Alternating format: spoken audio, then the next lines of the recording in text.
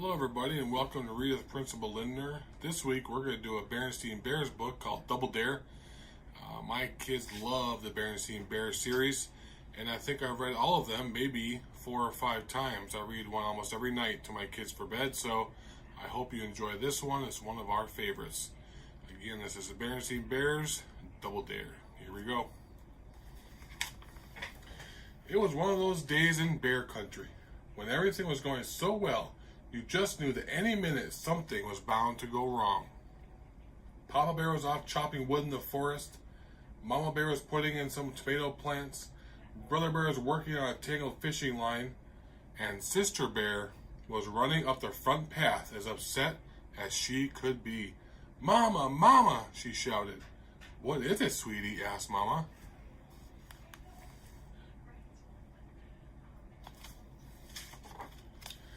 They took. Sister was so angry she could hardly speak.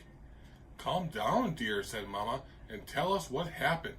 "Some big cubs at the playground took my jump rope and won't give it back," Sister said. Mama wanted to hear more, but Brother had heard quite enough. He just knew it was those troublemakers, Too Tall Grizzly and his gang, bothering smaller cubs again, so off he stalked, heading straight for the playground.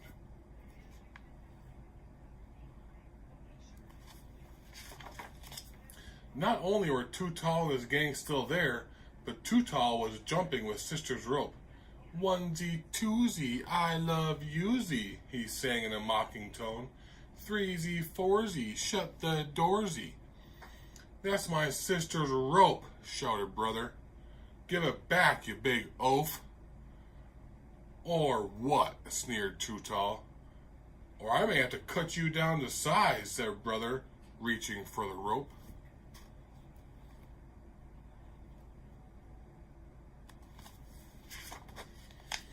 "Go ahead and try it," said Too Tall, keeping the rope away from Brother with one hand and holding him off with the other.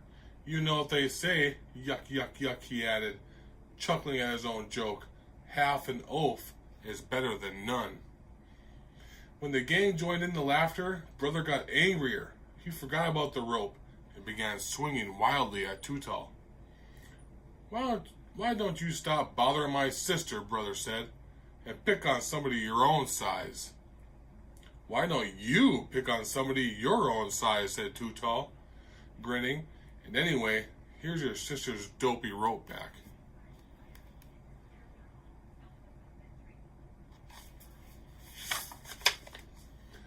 "Huh," said Brother, more than a little confused.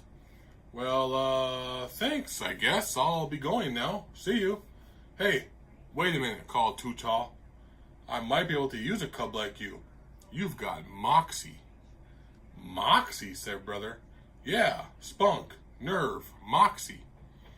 He put a big arm around Brother's shoulders. "Why don't you come with us and have a little fun?" The rest of the gang gathered around when Brother said, "I really think I better go." "What's the matter?" said one. "Chicken." And another one began strutting and flapping his arms like a chicken and clucking, "Puck, puck, puck, pagay! Puck, puck, puck, pagay!" Pretty soon the whole gang was strutting and clucking all over the place.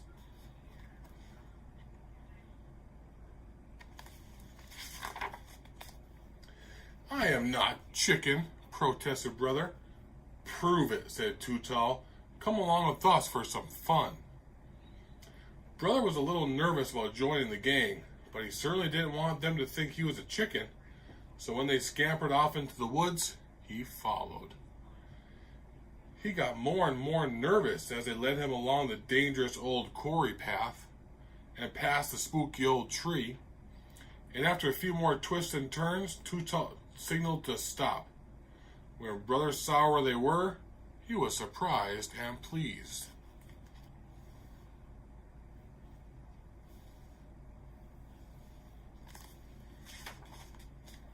"Hey," he said, "this is Farmer Ben's watermelon patch." "Shh," hissed Too Tall, clapping a hand over his mouth. "You want to spoil our fun?" It turned out that Too Tall's idea was to run off with one of Farmer Ben's watermelons. And as the newest member of the gang, brother was the one who was expected to do it. But Farmer Ben is a friend of mine, he protested. And besides, it isn't honest. The gang flapped their arms like chickens and clucked, "Puck, puck, puck, puck," into brother's ear. "I'm not chicken," brother insisted. "Then go ahead and take the watermelon," said Too Tall. "Farmer Ben will never miss it."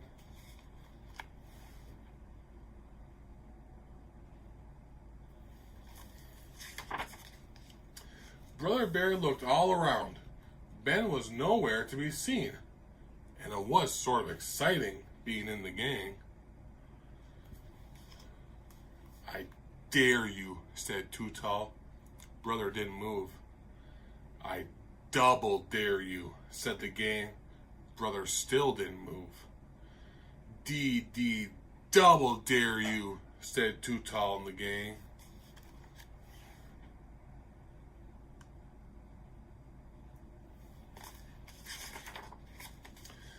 The D double dare did it. Ever so quietly, ever so carefully, Brother Bear crept through the tall grass, through the fence, and past the no trespassing private property sign, and picked out the biggest, fattest, greenest watermelon in the patch. Then he broke it off the stem, picked it up, and "Gotcha, you thieving varmint!" shouted a voice. Too Tall and his gang ran away, leaving Brother Bear holding the watermelon. Farmer Ben had been hiding in the cornfield. When he saw who it was he had by the collar, he was almost surprised as his brother. "Brother Bear, what in the world are you doing with that watermelon stealing Too Tall?"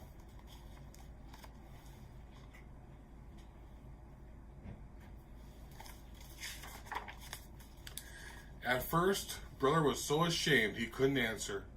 But then the whole story came tumbling out. How he got Sister's rope back, how they called him a chicken, and how they double dared him. "Well," said Ben as they walked through this chicken yard, "chickens aren't very bright. But they are too smart to do something stupid just because somebody calls them a chicken." "I guess so," admitted Brother. Just ahead was the meadow where Ben's sheep were grazing. One of them, a large ram, took it into his head to start running, and run he did, straight for the highway. "Your sheep are headed for the highway, Ben," cried Brother. "Ah, don't worry," said Ben. "Shep, my old sheepdog, he'll take care of them." Shep raced ahead and cut the sheep off before it got there.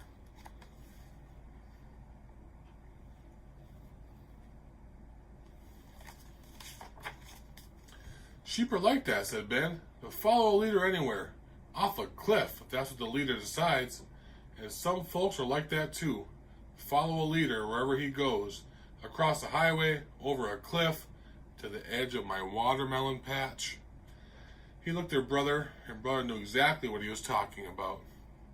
"And speaking of watermelon, how about having a nice, sweet, juicy slice with me?" "Could we?" asked Brother. "Sure," said Ben, cutting a big center slice in half. "And remember, this is a good one. Being part of a group is okay, but maybe even having a leader. But you always have to think for yourself, especially about important things like what's right and what's wrong, and what's safe and what's dangerous." "I'll remember, Ben," said Brother, "and thanks for the watermelon."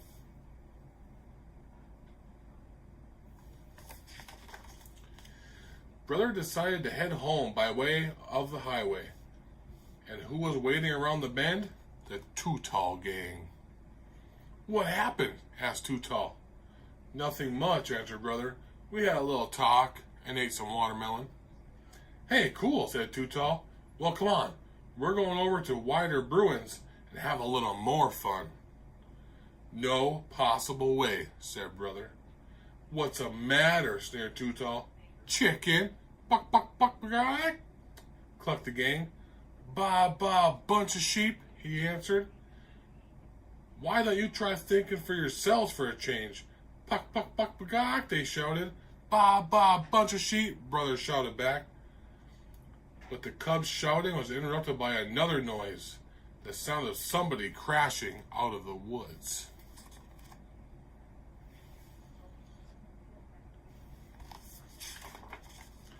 He looked a lot like Too Tall, but he was much, much bigger. It was Too Tall's papa, 2-ton Grizzly. What's up? Growled 2-ton. It's a little phone call I heard from Farmer Ben about you. And, he added as he turned to the gang, if I hear about any more shenanigans, all of your parents are going to hear from me. Now get on home. The gang got on home as fast as their legs could carry them.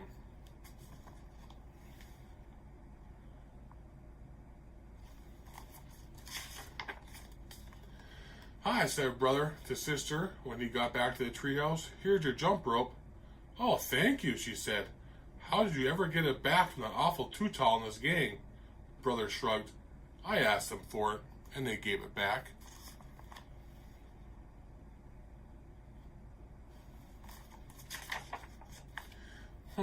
Said Mama.